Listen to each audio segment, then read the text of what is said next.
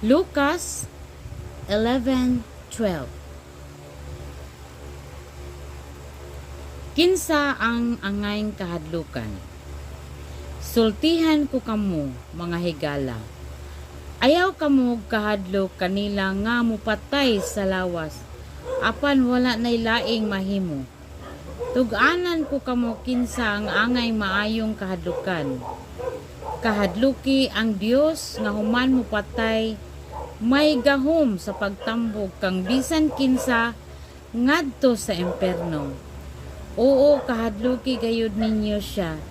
Dili ba ang 5 kagagmayng langgam ibaligya man lang og 2 kadako? Apan walay usa kanila nga malimtan sa Dios.